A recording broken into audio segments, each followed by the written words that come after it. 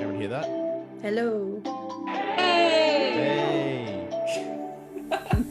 We spent our days on the Can you guys hear that? something Yeah. beautiful. Yeah. Oh, We got pulled into the tide of something real. But somehow I lost you on the way. I assumed you left me behind. Yeah. there we go. Lifeless days and sleepless nights, so tired of it. I can't get you off my mind, can't forget it. Now I know what I've got to do is find my way back. We're all waiting for the Hey, do you chorus. come here often? Do you come to Zoom often? Why did it take us so long?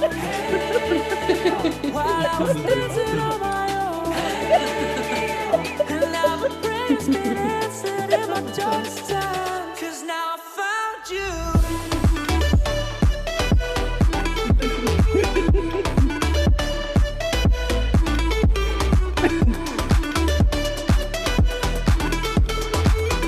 Ash, we've lost you. Now I found you. Hey, Boom. There we My go. background Well, doesn't welcome work. back, everyone. Welcome to our final episode of the New Brew podcast. We're really excited to wrap things up and talk about all things Fear to Teach for season 1. Thank you so much, Rose. So today we'll start off with a big thank you to everyone who made this season possible. It's been such a ride. It's been so exciting. And to all of our guests, everyone who listened, everyone who provided their insight and feedback, thank you, thank you, thank you. It's been a ride. Would everyone agree with me? Oh, yeah. It's been been a ride. amazing. Yeah. But like all great things, this podcast started with an idea, and here we are today with our final episode. Thanks for that, Jace. Now over to Dr. Sandy, our curator and our #1 fan, for acknowledgement of country and for some quotes to kick off this episode. Well, can I just say, first of all, thank you so much for being so amazing. I'm just so blown away by your skill sets are incredible. Like, you leave me for dead. You really do, which I love. So, but let's get going for the day. So where I live is in Dakinyoung country. So I would like to acknowledge Aboriginal and Torres Strait Islander people as the traditional owners of Australia. We acknowledge their continuing connection to land and water and pay our respects to elders past, present and emerging. Wow. Trying to think of a quote that matches all our episodes was not easy to do, but I think this one matches all of us in some way. So it's quite simple. Be a dreamer and a doer.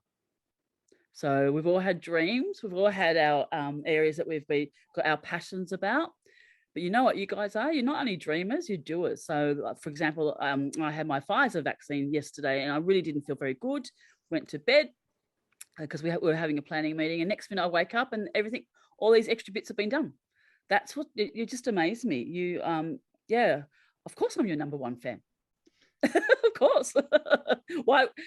Yeah, I'm so honored to know all of you and have worked with you with this journey for series 1.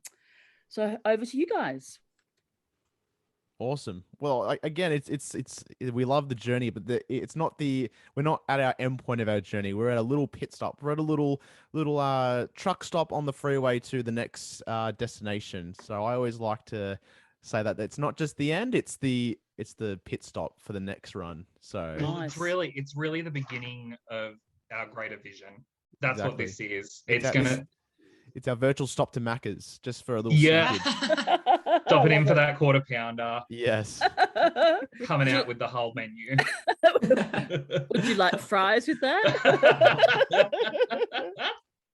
So, all right. So we've got a few topics that we're going to cover today as we unpack things. So just if this is your first time listening, what happened is, this is for my PhD. So I recommended for my PhD that we empower pre-service teachers and that we are a little bit more innovative in the way we teach in terms of initial teacher education. And what I'm advocating for is things like where we actually start with your passion as a pre-service teacher, you pursue your passion. And I'm talking about primary pre-service teachers. And then when you're fired up, you'll be more committed to anything. And so you'll want to learn, well, how do I teach maths, for example? How do I teach this? And how do I cater best for them? And so it's a win for everyone. So you're building up in your area that you love. and so on. So, and digital storytelling is actually part of my recommendations as well, which is what we're really doing. So, yeah, kudos to you. So Jason, for example, gender. So all of us are into inclusion. That's just a given, I think, for us. But Jason is with gender, Jared with technology, Natasha and Kyle, Indigenous and rural. Hema's picked up a few extra bits along the way. So cultural understanding, languages and parents.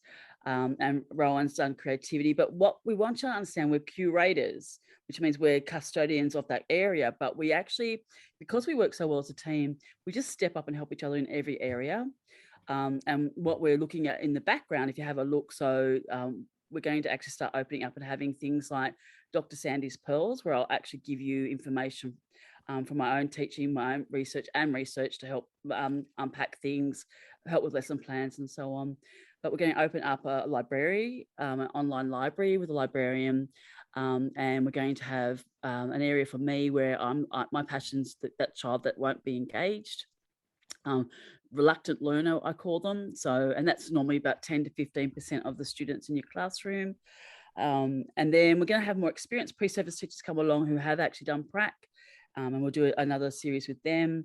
And we've got another person coming on who's gifted, her area of expertise is gifted and talented. So it's a community. And that's how I propose it to everyone, that we're together in a community, almost like, I think go like to a markets and we all have our own thing, but we're all together. And I don't want anyone to be the leader. I don't want that to happen. So, and I think how I see myself is my job is to empower you and listen to you. And you say, well, that's what I want to do on my page. That's what I'm going to do here. And you go for it. So our first topic today is to talk about your own journey. So things like your own vision for your page, your own passion, whatever you want to share in say roughly 2 minutes each. And we'll start with you, Jason. Over to you. Thanks, Sandy. So obviously in our first episode, we discussed the fear of the journey. So that was a really good conversation that we did with Fletch. But we didn't really touch on what my passion is. And if you go to our website, www.thenewbrewpc.com, you will find that my passion lies with gender diversity and inclusion under the big banner. And there you can see me doing readings of inclusive books and explaining how gender diversity works in the world, basically. But we've done so much. So when we did Prac Hub Plus and did the learning circles with Karen, wasn't that an interview, Sandy? I still get goosebumps. Look, you've said it to me and I've got goosebumps because each one of us came with our different lens and our different story to share. 100%. Oh, yeah. And like, it's been, for me, it's been the most amazing ride and it's been an eye-opener, 100%. Yeah. And what I would like to say that Jason read that, and we would like to thank Rennie Rocken for his books, because he's been very, very generous with his books. And so Jason's excellent. So Jason actually does drag and shows. He's very good at entertaining people, really good at entertaining people. So I asked him, could you read books? Because that's an area that not everyone is good at when they first start teaching. So you've modeled two really good examples, one where you're as Jason and one where you're June, but also you're doing extra ones with the other book that Reddy's let us use. Yeah. So that's just, it's amazing. And listening to Karen and the three of us talking. So I would thoroughly recommend that anyone go and listen to it, because it gave me goosebumps. It's just full of wisdom. So much. So, and people don't understand how to cater for students who don't know where they sit in terms of their own identity. And I don't think it really matters what identity it is. It's a learning circle. That's hard. It's hard for a lot of people. And I think the main call was we need to get greater focus on this in the classroom. Kids are being, are suffering because they're not being recognized how they should be. Yeah. Anyway. So I would like to applaud you big time, because it was you embraced it and you just ran with it, and like you've covered so many options for people to look at links and so on. And Karen was amazing because she's helped us to understand what it's like to be a teacher and what policies are around, and she's unpacked a lot of those what we call like red herrings. People just go, I don't know what to do, I don't know what the policy says. Well, she's onto it. So because of her own personal journey, and she's Indigenous herself, so she's come on a few times because she's a wealth of knowledge. And we all know that she's an amazing tutor. So thanks, Jason. Jared, our hot rod. Red hot. Get it with the red hair. Oh, sorry. Oh, yeah, red hot. Of course. I'm on fire. Our velvet speaker. Yes. Ching. Stop it. So ASMR. I'll do an ASMR as a side gig. You would make so much money. Oh my God. I'll just cringe out for that. I can't even hear myself. I hate hearing myself, like, especially when it's like really sensitive. It's like, but you've had to do it for an entire podcast now. That's true. That's true. Like I can when it's in a stage, like when I do promos work on the stage is okay, but it's like when it's like when you have that certain, when you turn up your microphone, when you're doing that ASMR stuff, that high sensitive kind of voice, it just sounds I couldn't do it. It's too cringy. Well, you had me at hello, ladies and gentlemen. It's raffle time. Yes. So yes. Episode 2. So yes, the fear of technology. So for myself, obviously, it's the fear that I don't have the fear of the technology. I'm very enthusiastic about technology. It's more of the fear of applying quality technology to the classroom. And I had a great chat with Andrew, who he basically was there when it all started, where the first kind of stages of technology being implemented in a classroom. And he was even his reaction in that podcast, and he was talking to us about like how he reacted when they said you're doing computing, and he's like, what the heck is that? And it's just like that was the term, like, and you had no idea what it was back in the day. So we had a good little chat about how it all progressed, and like it's all about trial and error and working out that it's not scary. It's all about just working out what your strength is. Find out your forte in technology and just go for it. What's the word? Balls to the walls, I could say. Yeah. So yeah, and because a bit of background information about Andrew, he's actually doing a PhD on engineering and how to get engineering into schools to do with STEM. So he's he's got a wealth of knowledge. But let's just talk about your learning circles. So within the Prac Hub Plus, we interviewed Kylie Burrell. Yes. Now, Kylie, I met her on Twitter. She invented a thing. What did she invent? Do you remember what it's called? It's called Splat 3D. So it's a toolkit where it is used to help students in understanding of just the starting off of drawing 3D objects. And it was just the simplicity, but yet the quality of that kit that could be used in any aspects, not just math. It can be used in all areas in the classroom. And it was just a fantastic little chat there with Kylie. Even got a bit jealous of the cake that she was baking as well. So so go on and have a listen to the Learning Circle with her, because it's amazing. And she's actually supporting us in the background. So I've been talking to her today because we want to do some stuff together between the New Brew podcast and her and Physics, another company. And we want to try and get into helping countries like Nigeria with Splat 3D. So I've got a lot of connections in overseas, and I just think that because it's where my heart sits, is with the poor. And in Nigeria, they can't afford much, but the Splat 3D, all you need to do for it to work is a piece of paper and a pencil, and that Splat 3D, and that's masterful. That's actually genius. So it's amazing. So over to our third podcast, we actually have our lovebirds, who are not together at the moment because of COVID. But they're in their own separate homes. But Natasha and Kyle, the day I met you two, and I heard you talk about Indigenous and just your passion for it, just teaching rural and so on, just blew my mind. So over to you two. Oh, thank you, Sandy, and thanks, Jared. So I'm going to fast track our journey so far. So obviously our mentality towards teaching changes over this whole time. We both started with, I started in an USH background, and Natasha did a 9-to-5 job in real estate, and we both she obviously enjoyed like having her cousins around and children, and I had obviously children around me 24/7 with Bush, never stops. And then we came into university and we met this tutor called Karen.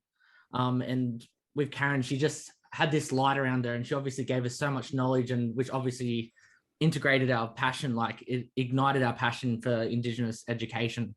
And from there, like, because I have two brothers that are Indigenous, and like you never really understood why like their grades and that were held back and why they weren't engaged and all that type of stuff. And now obviously having this knowledge behind us, we were like, wow, like this is powerful stuff. Like this is powerful.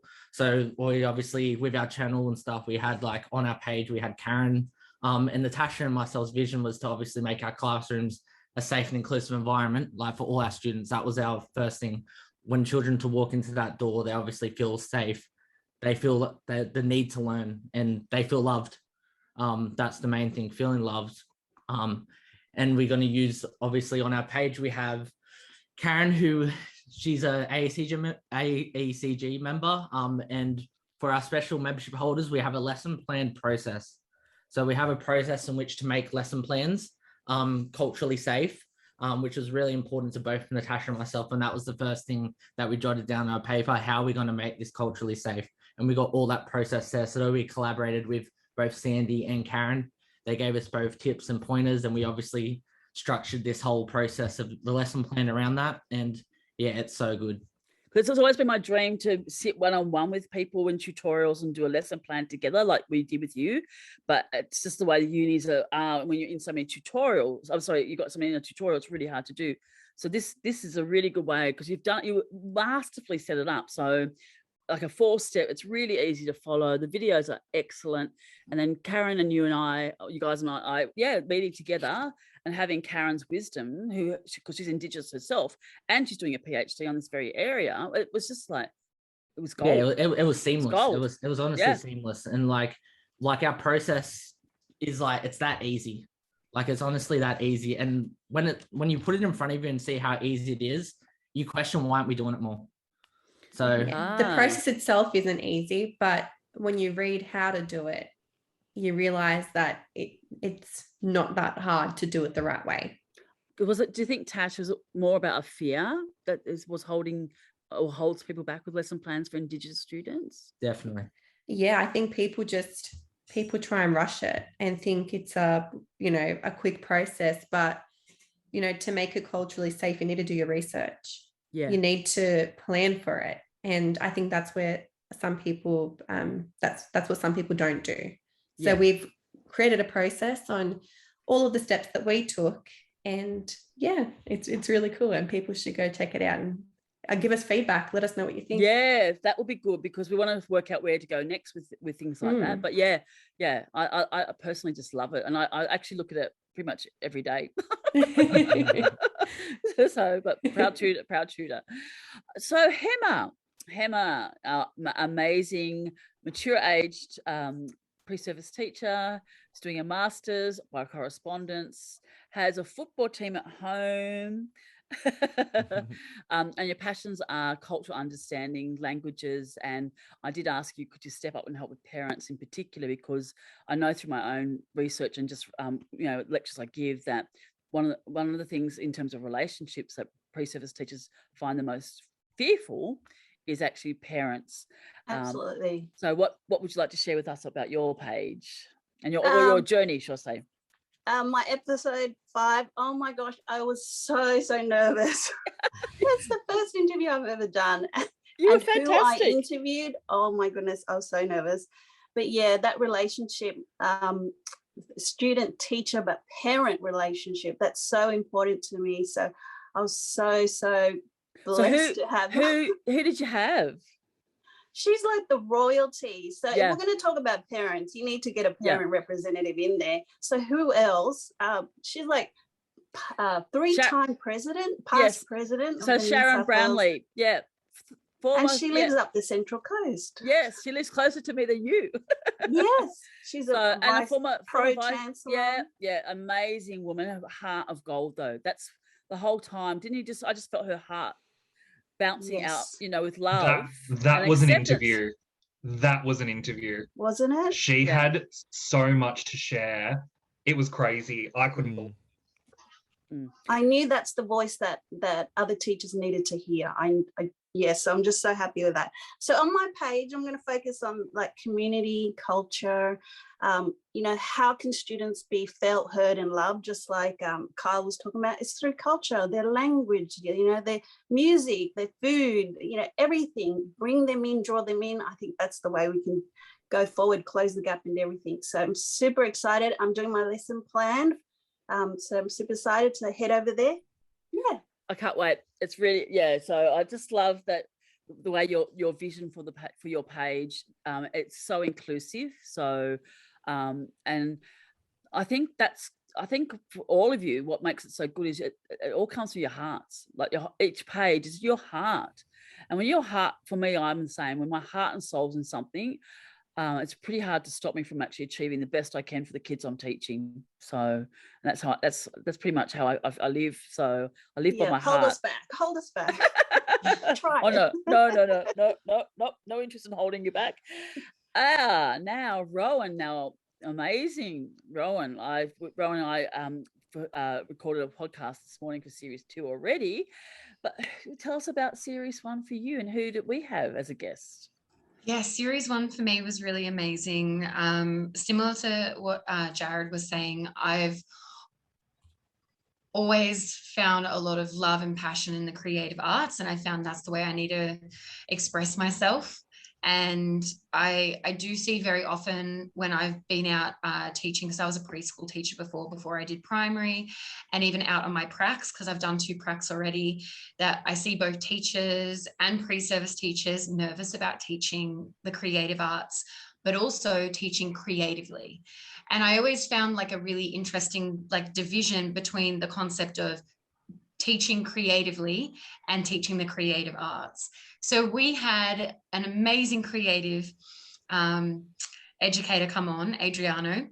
And Adriano has had 26 years in the teaching industry, particularly in the Catholic sector. And he was and is an art teacher. So he has a lot of experience as a creative arts teacher, but also he's a creative innovator. And I loved our chat that we had with him because you could see both of those working in tandem and not against one another. And I think that's kind of what my goal has been, is to show pre-service teachers and educators and whoever wants to listen that they don't need to be at odds and ends with each other. You can teach math creatively and you can go teach the creative arts, but you can also teach them together.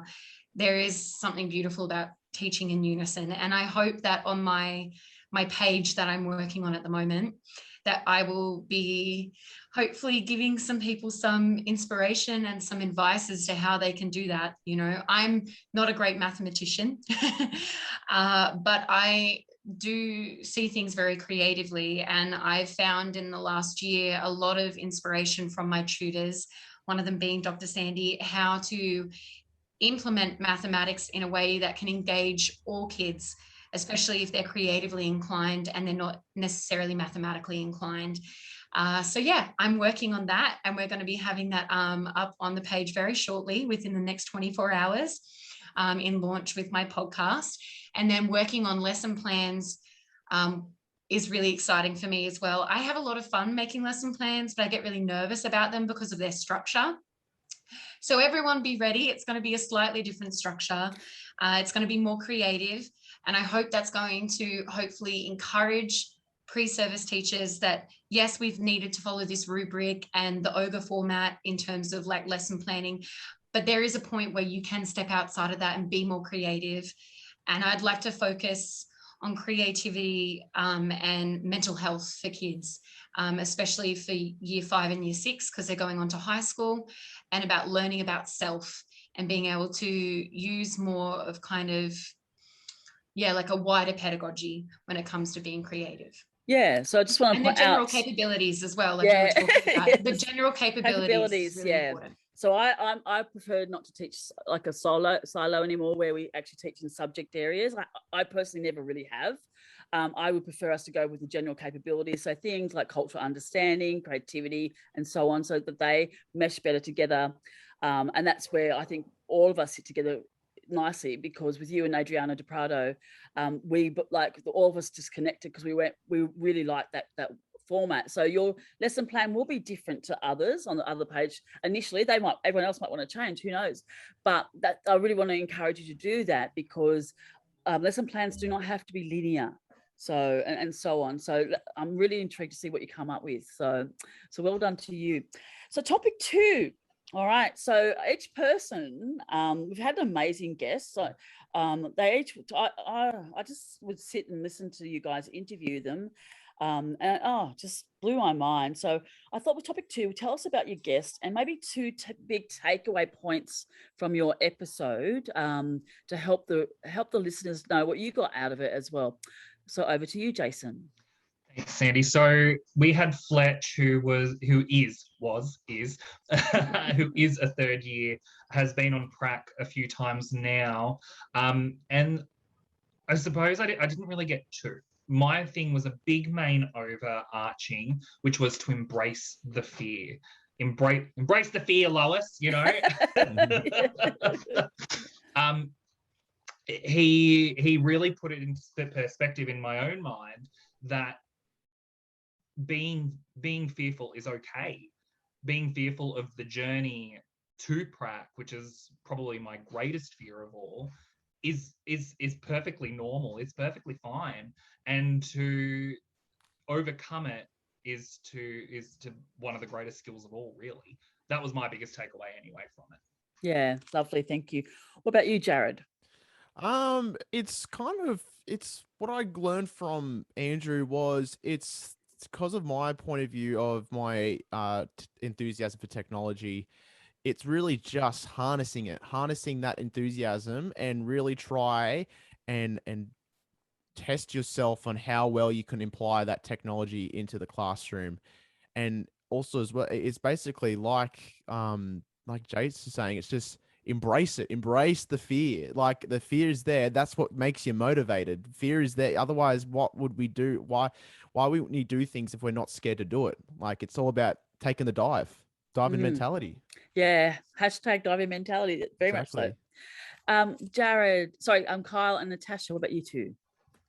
So with like Karen, like, well, the biggest takeaway I had was, like Jared and Jason said, to give it a go. Like, if you fail, learn from it and try again. That's the biggest thing I think we've all taken away from this. You miss all the shots you don't take. That's a quote that I live. Like, if you don't take the shot, you're never going to know if it goes in. So, like, you have to go in with that mentality. And yeah, that's the biggest thing I learned from our guest Karen, is like, don't be scared to face your fears. Yeah. What about you, Tash? My biggest takeaway from having Karen on the podcast was just being left with the feeling of I can do it. Like Kyle said, it's just putting yourself out there and just giving it a go. So yeah, I definitely feel more confident now that I've spoken to her. Hema. My 2 takeaways with Sharon was that for pre-service teachers is to have boundaries.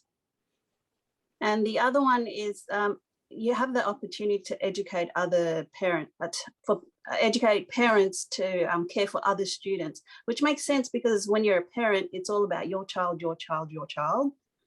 So under Dr. Sandy's pearls, which are in the prac hub for pre-service teachers, I'm going to do little instructional videos on that very thing, because people don't know how to have boundaries with parents. Yeah. And you can actually do it quite easily if you have a knowledge set or skill set that you understand. So I'm going to, so part of that to support you, or not you, because it is an area even early career teachers have problems with, because I know when I first started teaching, parents would come in and it would be really hard to stop them from, with working and so on. Anything else you want to say, Hema? Okay, over to you, Ro.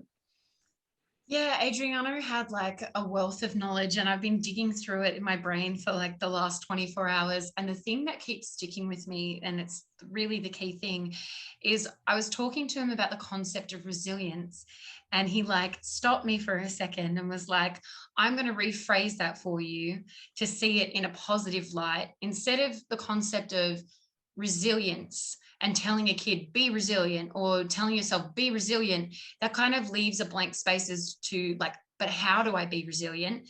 He used the term resourcefulness, and that blew my brain. And I know it's just one word, but it's amazing how it's just changed my view on things, and the difference of like attitude between being resilient, but then the next step of being resourceful. And resourcefulness gives you that toolkit, and through experience and through learning through other people and being able to put all those creative little things into your toolkit.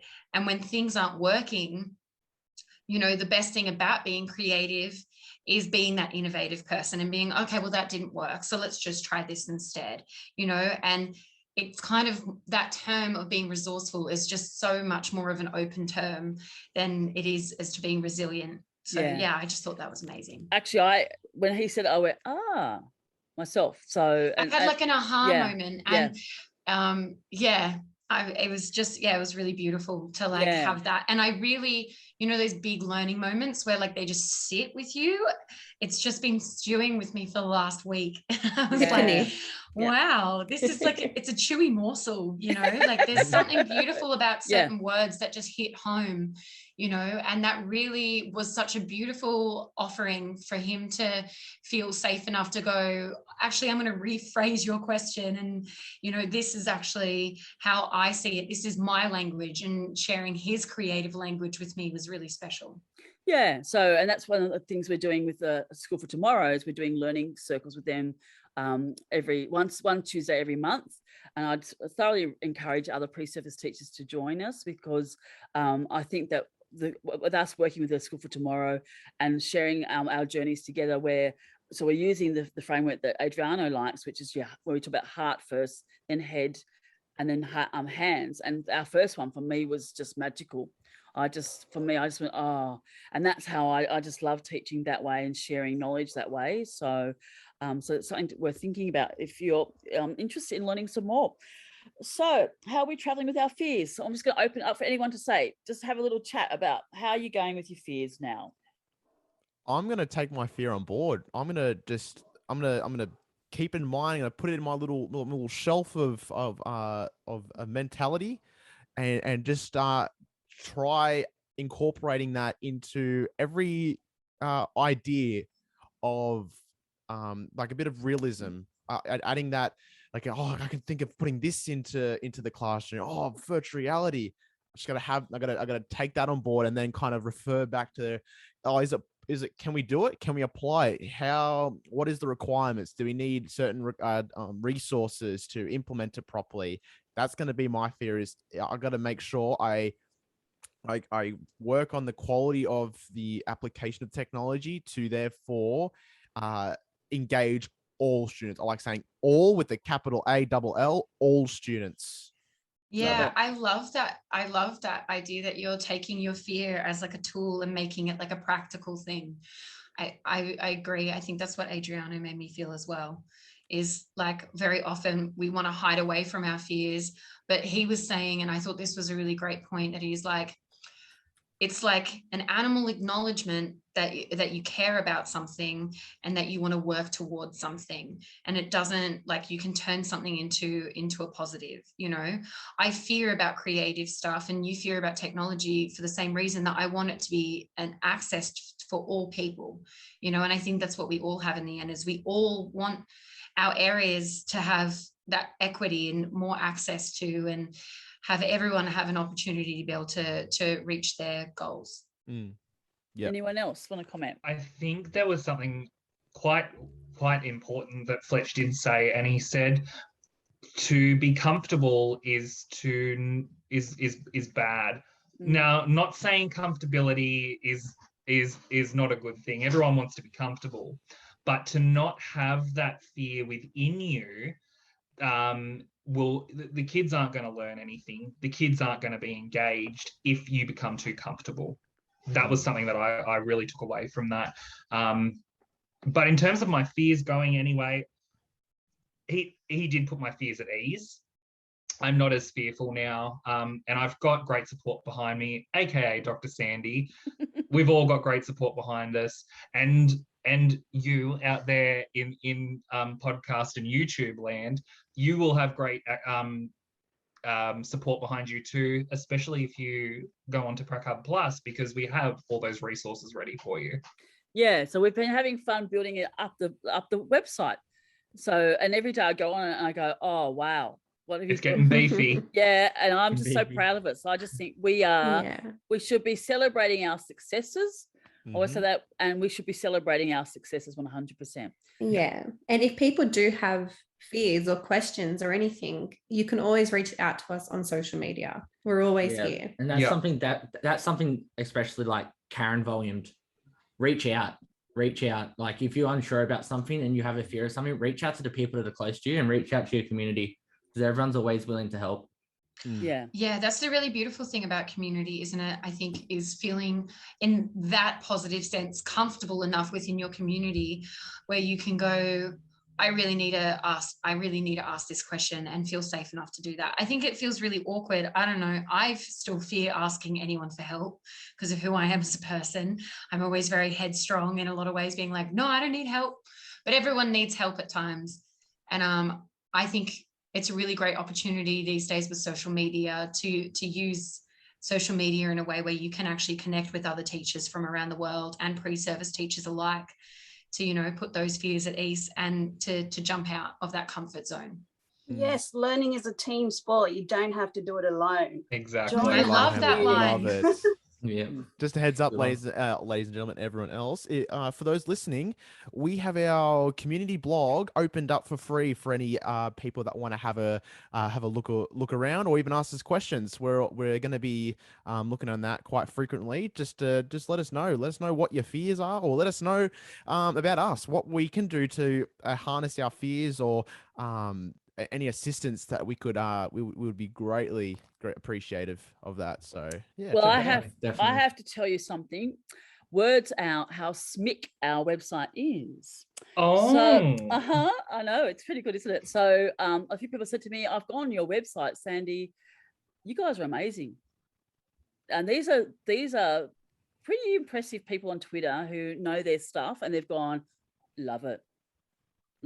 So I've been asked to start talking with different people about it, because I think we're starting to show people that how talented pre-service teachers are. So and I just think personally, I think part of it is that you want to empower each other. Well, we want to empower each other, and I'm not as strong in some areas, which I'm sure everyone's worked out. I'm not as good at other areas as what you all are. So I tend to be a dreamer, in the clouds thinker, what they call like a vision type person. A visionary. I can't do the details. So I don't do the details, but I'm good at all the let's go here. And so people like Kylie, from 3D Splat, and Ben from physics, and Stephen Colbar, and a few others have contacted me this week, and they've gone, you guys are schmick. That's what the word was. Stephen Colbar. Schmick's pretty good. You're schmick. I love that word. I got to bring that back. Schmick. It's that idea though that you're saying again, Sandy. I think all of us really want to help each other out, and I think at least I hope at the end of this series and the beginning of our next, this will inspire people to come forward and talk to us, because very often I still feel like pre-service teachers don't feel like they have a voice, but you've given us this platform to have a voice, and I can speak for all of us that we're just so grateful that you contacted us and gave us this opportunity to actually finally voice our concerns outwardly and be able to talk to industry professionals about it. Like, it blows my brain. Like, it's just been such a blessing, and it's definitely alleviated my fears, and it's opened me up to, learning new things from everyone else in this podcast group. Yeah. We And all know that's, them. We all know people that are just as passionate and as enthusiastic as we are. We're yeah, very, it's not about, I always like, it's the idea of, we're not essentially learning how to be a teacher. We're learning how to harness our pedagogies, our own, I we're love it. designing it. I love it. We're piecing our Mhm. pedagogy together to therefore apply it. And it's never finished. It's never completed because we're always building that up. Yeah. Yeah, I love that. It's so true. And that's exactly what Adriano was saying. He was like, the thing that he loved about us, and he said from the beginning, I remember on the podcast the other day, Sandy might remember, he said, you guys want to keep learning. And he's like, that's exactly what teachers need to keep doing. You know, it doesn't matter if you're a pre-service teacher or you're an in-service teacher for 25 years. I still want all my teachers, no matter what stage they are, to keep learning and to keep growing. And I think that's so encouraging to hear, because so often I'm so worried that you just become a teacher and you stop getting the opportunities to learn. But I'm hungry. I want to keep learning. I've already learned so much with you guys. That's It's exactly fun. right. And another thing that Adriano said was sometimes it's about the attitude that people have. He said that skills can be taught, knowledge can be taught, but if you've got the right attitude, then that's attractive. And I have to Mm. say, I've taught at universities now for 15 years, and I would say I see more like you guys than what I'm told. And what I'm trying to say is, I don't actually. Some people say, "Oh, pre-service teachers are not as innovative as we were." And I go, "No, that's a generational attitude. If you just need to actually go and sit and watch them, and all you need to do is watch them put their wings on and fly." And I meet so many pre-service teachers that inspire me, and that's the thing. Like, there's so many like you, and I personally can't wait for you to take over the world. So I think I'm going to open the door for you, because I think you are going to change the world. You are, and that's why I just written a chapter on it. You are the influencers, and what I mean by that is you are using your ability on social media and so on to support helping to get a better world. And Jason and I've talked about this a lot. You are not accepting the answer. Well, it's like that because it's like that. You're going, no. Why? No. Why? Mm. We Yep. had generations. So this is something we discussed as well with Karen in our Learning Circles podcast, was the generation, we'll say it's starting around the millennials. This is where it's all starting. Yeah. The millennials were the ones saying, okay, something's not right here. And the generation after that are saying, yeah, Gen Z. why? Yeah. And now the next generation are saying, what can we do to fix the mistakes of the past? Yeah. And that is profound. Yeah. So, and if we can harness that and encourage you guys, because you are creative, like you've been taught creativity at school because of the general capabilities and so on. So you've come to university with a creative mindset. That's where we find the answers to our problems. So, and I have great faith. I really do have great faith in you guys who are graduating. So, yeah. And in these generations, if we're asking these questions now, imagine what kids in schools are thinking now. Like, I think that as well. Like, if we're thinking about students, if we have this capability now, I like to hope that kids are just getting even better, and they have in so many ways, because they've just got so many opportunities in front of them. And we have such an amazing opportunity to be able to harness that. Because I think personally, COVID is a chance to change the world for the better. So, especially in education, because there's too many problems in education. There's too many things that are not working. We know they're not working. And we need people who have vision and creativity and ideas to go, well, that's not working. Let's go with this and let's run with this. Yeah. And I actually, to be honest, I believe our podcast is, and Adriana, all of them have been saying to us, we are the leaders of the pack. And what they mean is we're innovative and we're pushing things forward, and we are. And that's one of my visions. And that was one of my recommendations for my PhD, was to give you guys a chance to run, not for me to say run to here, for me to say run for as far as you want. So, and I love Kyle's idea of like giving it a go. Like, I think that's a big fear, is just like not even giving it a go. And if we give it a go, even if we fail along the way to try and figure out a better education system, that's bound to happen. Like, we're not going to get it perfect straight away, are we? 100%. We're giving it a go. And that's something that's important, especially about these generations coming through. In the past, everything was taken for face value. You didn't question it. And now we are game changers. You are. We are You game are. changers. You are. And I just, yeah. 100%. So topic 4, topic 5. Oh no, topic 4, you can drill me. Sorry, I was jumping a topic. Would you like to ask me any questions? I do have a really big burning question, and I know you're going to want to answer it. So we've just added something new to the website called Dr. Sandy's Practice. Yeah. Would you like to talk about that a little bit? So Jason and I were having a lot of fun trying to work out the right word for it. What did we come up with? We had Dr. Sandy's apothecary, the pharmacy, Dr. Sandy's pills as opposed to pearls. We had the whole kit and caboodle going. Yeah, so what we're doing is we're opening up the website. So Dr. Sandy's pearls are for pre-service teachers. And I discussed that in my PhD.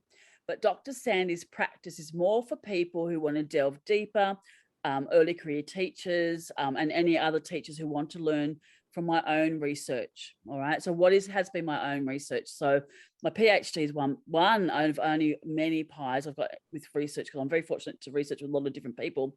I research on inclusion. So with Stuart Woodcock, for example, we're writing our papers up on how instructional strategies for inclusion. So there'll be sections on things like that. So like we delve more deeply. So pre-service teachers can join it if they want, but it will be an additional fee. And then the other ones is we interviewed teachers in China during COVID and how they cope with the technology changes. So that type of thing. So it's delving more deeply, and it matches with a book that, so I've just written a chapter, I call it chapter 6. And it's called Pre-Service Teachers Empowering Them, and why perhaps being an influencer is a good thing.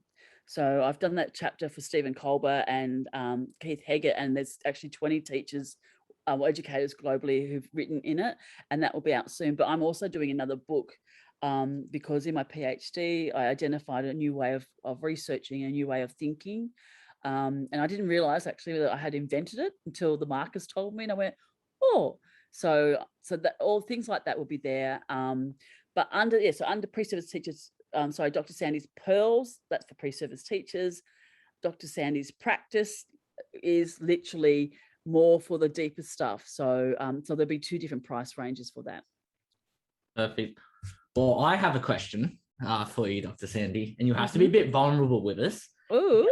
One experience that you had through your whole teaching career where it either created a fear or like anything like that type of thing? Like, is there anything that happened in your changed your perspective in teaching or like that kind of thing?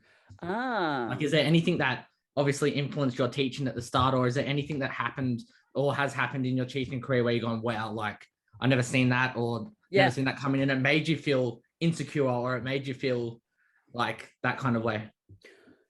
Many.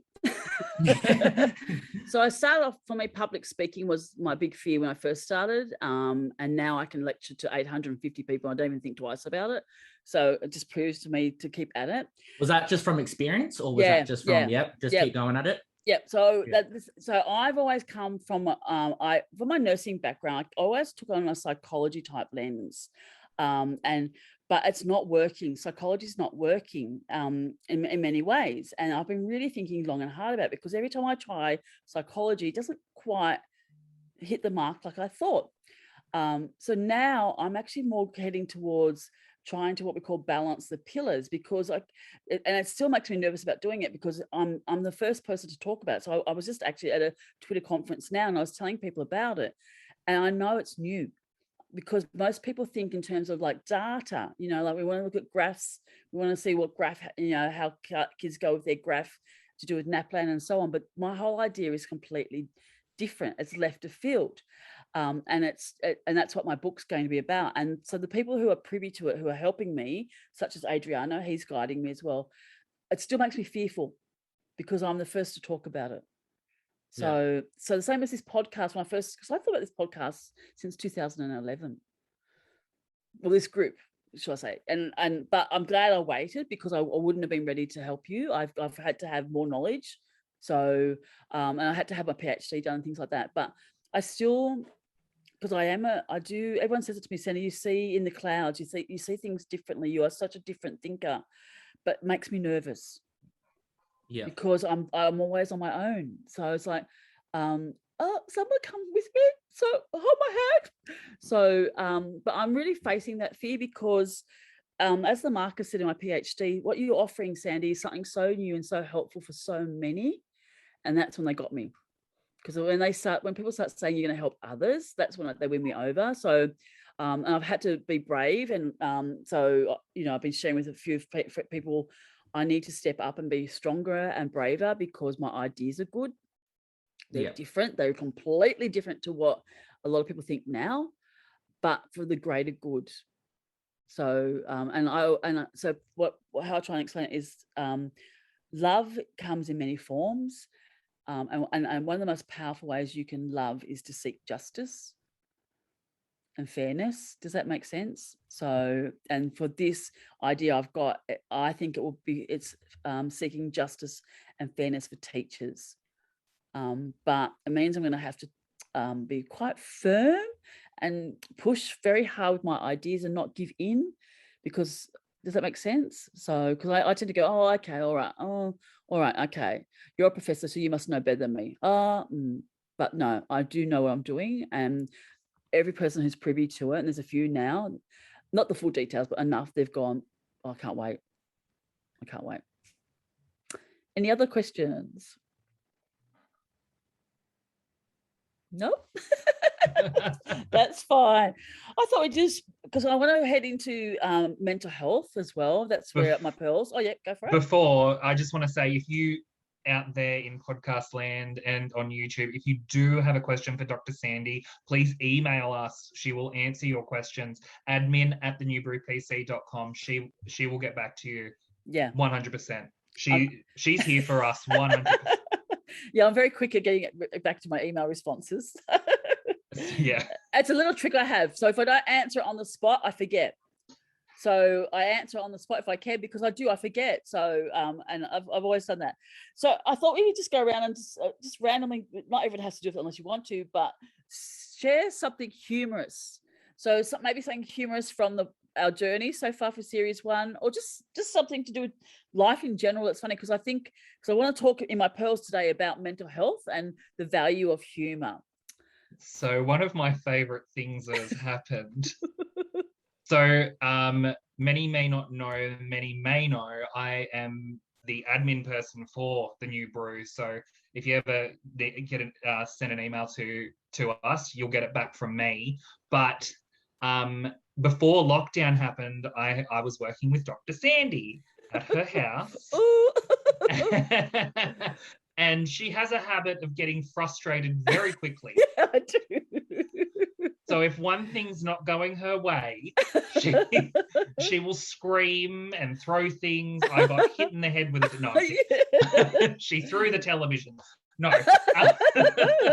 But she has a habit of dropping 4-letter words and getting frustrated very quickly. And then you go, "You're right, Sandy," and all of a sudden she's "Oh, yes, I'm fine." And I have to explain. So, Jason, I'm still working on this. That's my family. So we just go, oh, and then we don't care about it. We forget about it. We just move on. And then you're fine and move on. Yeah, I'm Irish Lebanese. That's all we do. Yeah. So Paul, I had to explain to Jason, I actually am still not cranky. It's done. And it's my family. It's how we always operate it. But because when you've been around a family who do it that way, none of us think about it. So, but I have been trying really hard not to be so vocal with it. But it makes me laugh. I laugh really hard. Even when I'm on the phone. Yesterday you did it. You were on the phone to me yesterday and you went off. I just laughed at you. Oh, good. Because it's really, I don't think it's a good quality about me. So. No, but it's funny. I don't think it's necessarily a bad quality. At least you're getting it out there. I mean, I do the same thing all the time. And first 2 years with my partner, he would freak out. He came to family Christmas, Irish Lebanese family Christmas, enough said. Like there was just he by the end of it was like, I need a holiday from that holiday, because he just, not because there's anything wrong with my family, it's just we're so vocal, and just so, and if you know when we're not happy because it's literally out there, and we'll just go, oh, Yeah. I'm frustrated, you know, and, you know, throw a couple of 4-letter words and everything in it as well. And we grew up on a property. So I grew up somewhere where I can scream, and the only thing looking at me weird are like the wallabies being like, what are you doing? So then when I moved to the Sydney, it was just totally different. So now I'm like, okay, I'll just like draw something. That will probably be it. So I've got a brother and 2 sisters, and my two sisters are quieter. They're not as loud as me, but my brother and I are, but I'm very much what everyone says, my father's daughter. So, and that's how my dad was. So, but I have to be honest, it's something I've tried to stop all my life, and I still can't do it. So, But it's funny, so it makes me laugh. yeah, so I'm good at swearing. I'll be honest. I'm very good at dropping a few words here and there. So, Aren't we all? yes. Aren't we all? Anyone else?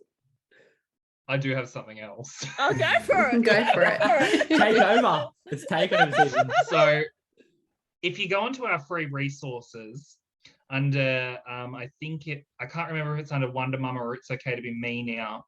It might be under It's Okay to Be Me. Dr. Sandy does an art video. And at the beginning of the video, she's dressed as a Parisian lady. I love this. With the cup of tea in her hand, Bonjour. the pink glasses on, Yeah. and the beret. And, oh yes, bonjour! And it makes me laugh every time I watch it. I watch it nearly every day, and it gives me a pick me. Bonjour. So the great thing about working with you, Sandy, is that it's never a dull moment. There is there is never a dull moment. And your biggest thing is doing engagement right while I'm being bloody engaged. I'll tell you that now.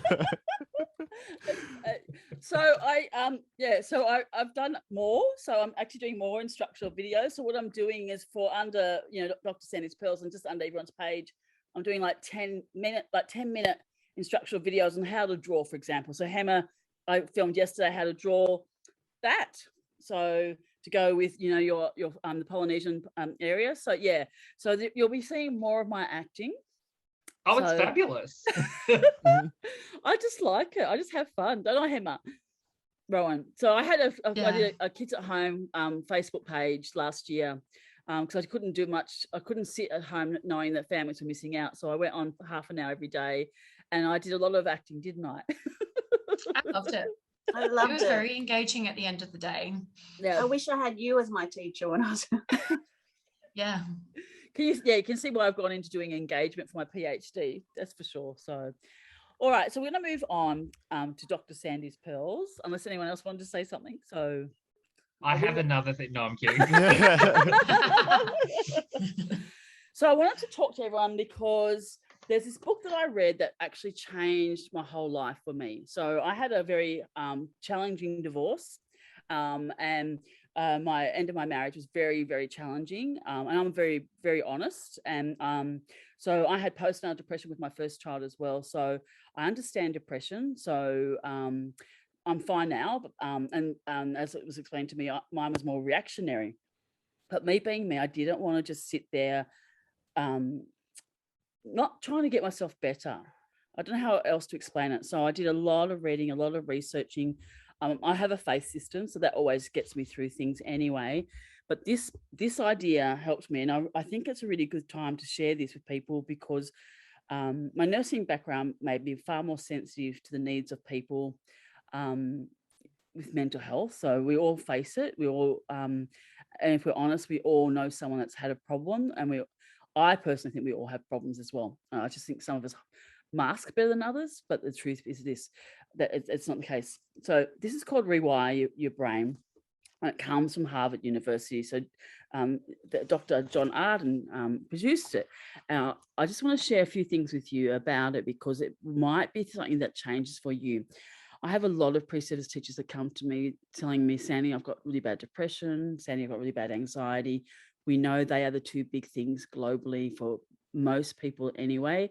And it is an area that universities are really trying to help you as much as that you can.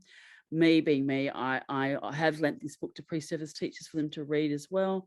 And it has really good ideas in terms of happy hormones and so on. So in the past, if you imagine your brain is like a tree and it's all branches, all right, so that's called what we call like neuroplasticity. And your brainwave and your tree, I call it your tree of life here almost. And parts of your branches are not helpful. So you can actually retrain your brain to be more positive, or to be more in control of different things. They've done a lot of work on this in various areas, and he talks about this thing. So he talks about the brain, but I want to also talk to you about, it's not just about being a brain, it's about being a doer. So when I said to you the quote before, be a dreamer and a doer, because I don't believe the brain is enough. And when you listen to, that's why I was so thrilled to hear one of our guest speakers, guests for series 2, which is Challenges Right Now. Gigi Mazzoni, or her real name's Gina Chick, talked to it. And I just, as soon as she said it, I just knew what she meant. We've got our brain, and she described your brain as like, like a dog where you got to control it. But in actual fact, there's your gut and your inner self. There's another, it's like almost like a soul that controls that. And she talked a lot about that inner gut and intuition. And so his book is fantastic, but I don't want you to leave today thinking, well, that's all we do. It's not a formula. And mental health it's growing. So there are amazing doctors globally who have cottoned on that the stomach actually is probably our next brain. So they call it actually, like Mosley, Dr. Mosley, and that they call it your second brain. She was saying the same thing. So it's the same thing. So your brain, so here you can control your brain by getting you to complete tasks. And he gives an acronym. So he calls it FEED. So, and it's really handy to know it. So the feed is the focus, where you try and get yourself into thinking about it. The effort is, it takes time. So anything that takes time. So like, things like, good practice becomes a habit. And that's what he's talking about, which then moves into the next one, which means it becomes effortless, which means you do things just automatically. And it becomes a way of being, a mindset, and then determination. And that's for me, when I finally got into that determination period, that's when I could finish my PhD. That's when I could function better. But it wasn't enough. I knew it wasn't enough. So I've kept on reading, I've kept on researching, me being me. And so if you listen to Gina, she talks about it. It's this gut that's going on for us. And she talks about things like feeding your gut and so on. So it's well worth thinking about, because it's one thing to be a dreamer, it's one thing to be a doer. And that's both those together will help people. And this is the new way I believe that's going to happen in terms of mental health, because we need to find answers. And I think we are. So when in life, when we have hardship, that's always, for me, the cusp of new discoveries. So if we look at all pandemics in the previous times, incredible inventions have happened because of pandemics, because people have been at home.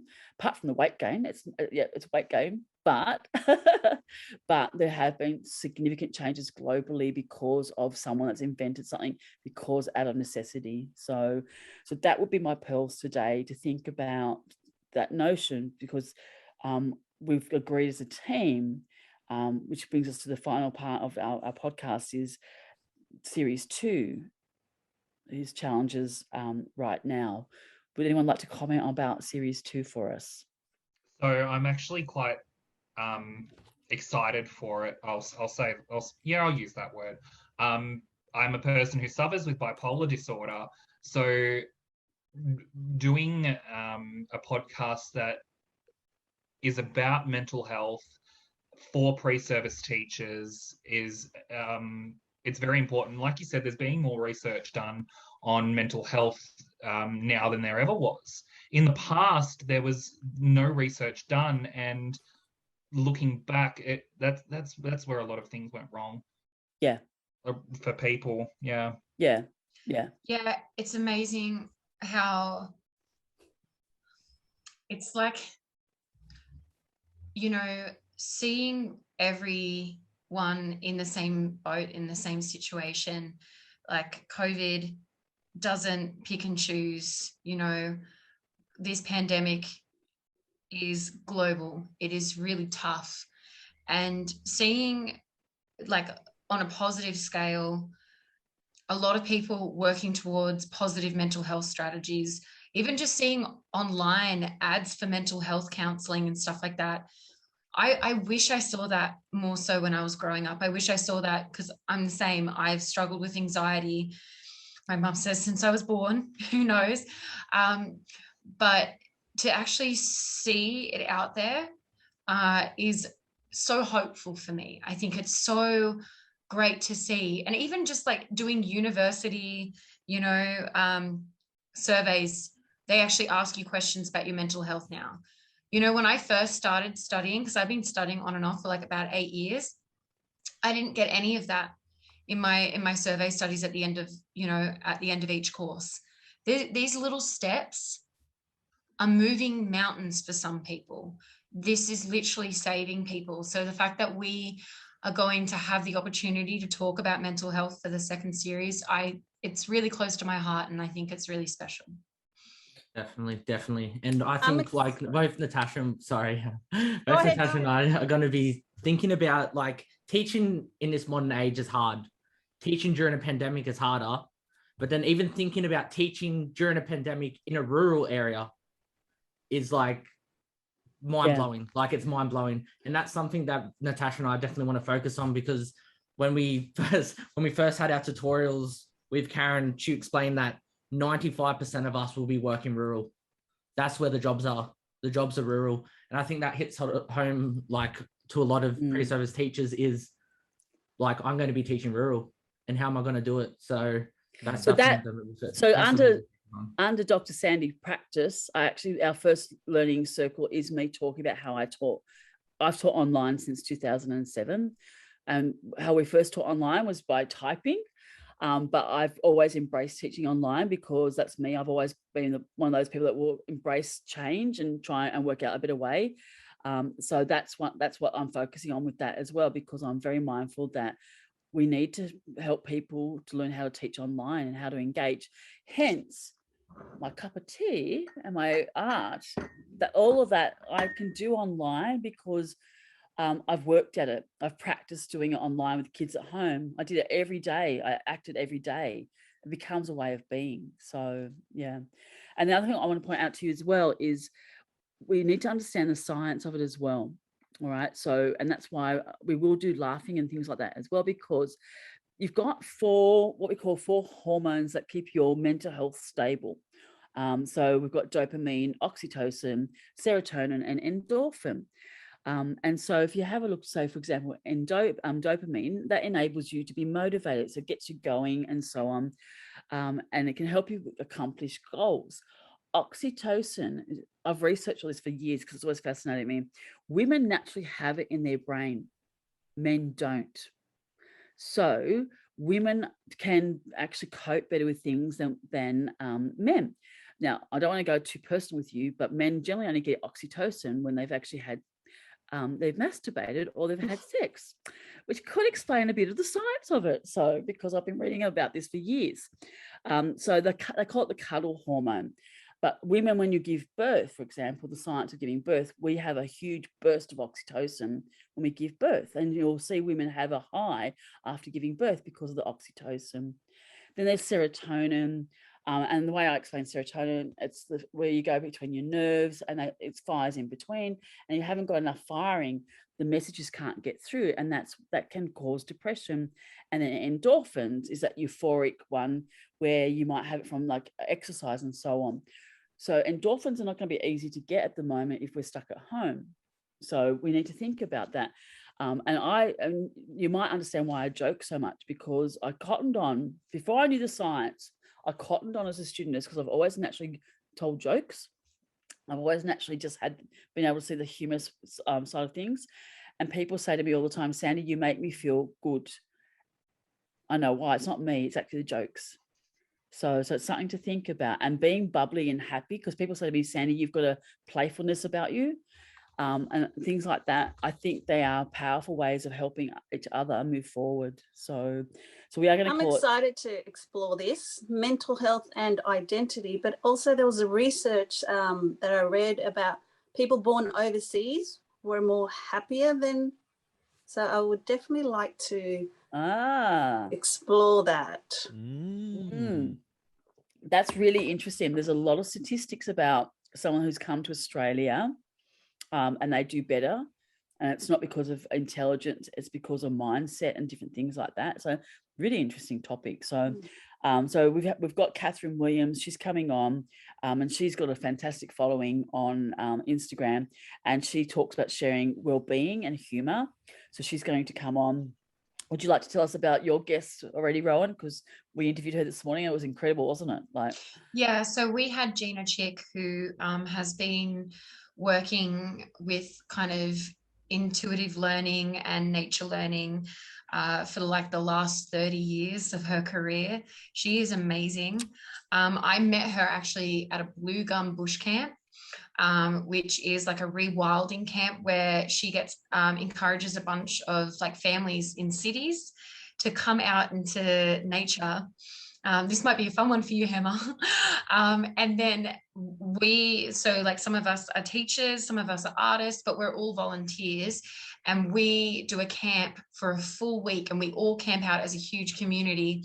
And we do this rewilding camp where we encourage kids to have, open-ended learning, and they're out in nature exploring, and it's amazing. So that's where she's come from. And I wanted to have her on for ages because she is so amazing when it comes to like the concept of being in your body and your soul, and that kind of self journey. And that self journey is so important when it comes to mental health. And we all have ups and downs with our own self journey. So we got to discuss that kind of self journey today, and the importance of it, not just for teachers but for what we can do for students as well, because I think very often we forget that kids are very young, like we're all going through a self journey, and that development when you're young, the first 5 years is so important. There's so much theory behind it, but after that as well, and going into your teenage years, there's these big milestones that we hit when it comes to self identity and actualization, and learning how to be with your whole self, your body included, and in the now. Yeah, live in the now. I love that. That's my go. That's like my life motto is live in the now, because I See, that's why you're such a chill dude. Yeah. Yes. You're like the try to be. chillest dude. You're like, yeah, and I see it now. Yeah, and I'm always I'm a forward thinking person. I'm like Sandy. I'm a bit of a dreamer. I always look forward to the future, but then again, I take too much of that on my mind, and then that's when I start missing out on what's happening here and now. So that's why I want to dial that down. So maybe that could be something I want to talk about in my podcast, would be something about that, that reducing your forward thinking to live in the now, and even a little bit on motivation, because I think that's a big factor, especially when we're stuck at home. We want to find out ways to motivate ourselves on whatever we want to do. Well, Even studying as a pre-service teacher. yeah. So I would love to, this is, again, we're still very early stages, but essentially bringing on board another pre-service teacher just to talk to them about the challenges you're facing right now and what's keeping you motivated. That'd be just a good kind of a good kind of outcome, especially when hopefully we can connect to other pre-service teachers. They can relate to that. They're like, I'm in the same shoes as this person, and it's like I can relate to that. So hopefully we could try working something there to really connect with the pre-service teachers. I'm seeing a lot of a sense of unity, a chance of unity, unifying all of us here and other people around us to make us feel better. And we're also going to do that trivia night as well. That just reminds me of things like in the now. Jason, would you like to share about the trivia night that we've been talking about? I didn't know we would do. No, I'm kidding. What essentially our goal is to include community. This is the big thing about the New Brew. We are community. We want to include community. So we're going to run things like trivia nights and just have a bit of fun. Yeah. Because right now, what else are you doing? What else are you doing? Come and have That's fun right. with us. Yeah. Exactly. Why not? And, you know, so we'll run trivia nights. We'll have all sorts of things going on. We can. And they're hilarious. The first one, I couldn't stop laughing. So the possibilities are endless. But what we want to do is we want to encourage community. That's what we want to do, and just make sure that you're okay. Yeah. We just want to check in with you. Come and join us. Yeah. So keep on the lookout because we'll post something sometime soon. Hey, we can drink as well. We can drink. Bring Oh, on, yeah, bring the Yes, beers, that's bring the right. That's booze. right. That's what you here last to- time. In the have words of a- Dan Andrews, get on the beers, people. Come in. Exactly. I love it. So that brings us to the end of series 1. And to end off with our words of encouragement, I thought this might be a really nice one to end off with. Believe in yourself. Your limitation is only your imagination. Ching ching.